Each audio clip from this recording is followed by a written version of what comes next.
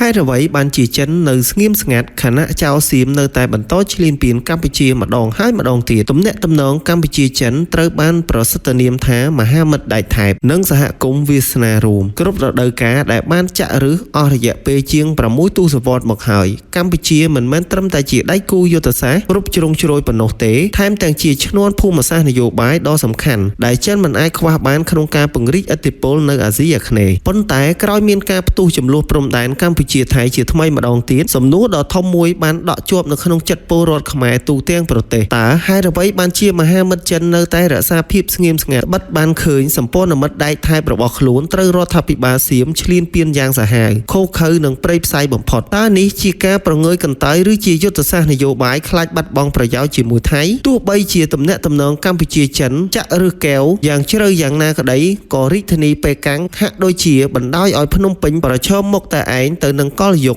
នយោបាយផ្ទៃក្នុងរបស់ថៃដែលបានជ្រើសរើសបើកការឈ្លានពានទឹកដីនិងប្រាសាទបុរាណខ្មែរដូចជាប្រាសាទព្រះវិហារនិងតាក្របីដោយប្រើអាវុធធុនធ្ងន់និងបំផ្លាញជីវិតជនស៊ីវិលយ៉ាងអមនុស្សធម៌ការឆ្លើយតបរបស់ចិននៅត្រឹមតែសម្លេងស្អកតិចៗដោយគ្រាន់តែជំរុញឲ្យភាគីទាំងពីររក្សាការអត់ធ្មត់និងវើរើតុកចរចាសម្លេងនេះហាក់ដូចជាមានទម្ងន់ស្រាលបំផុតខណៈដែលថៃបានបង្ហាញយ៉ាងច្បាស់នៅចេតនាឈ្លានពាននិងហ៊ានសូម្បីតែហែកកិច្ចព្រមព្រៀងសន្តិភាពអន្តរជាតិរាជធានីកូឡាឡាំពួរដែលខ្លួនបានចុះហត្ថលេខារួចហើយនោះការវិភាគជាក់ស្ដែងបង្ហាញថាចិនកំពុងព្យាយាមចាប់យកផលប្រយោជន៍ទាំងពីរដោយប្រុងប្រយ័ត្នបំផុតទោះបីជាក្នុងចិត្តចិនដឹងយ៉ាងប្រាកដថាថៃកំពុងបើកការឈ្លានពានទាំងកម្រោក៏ដោយក៏ការចេញមុខជួយកម្ពុជាដោយផ្ទាល់ទំនងជាមិនអាចទេព្រោះចិនខ្លាចបាត់បង់ផលប្រយោជន៍សេដ្ឋកិច្ចដ៏មហិមាជាមួយថៃជាដៃគូសេដ្ឋកិច្ចដ៏សំខាន់មួយសម្រាប់ចិនក្នុងតំបន់អាស៊ានជាក់ស្ដែងយោងតាមទិន្នន័យ Comtrade របស់អង្គការសហប្រជាជាតិនៅឆ្នាំ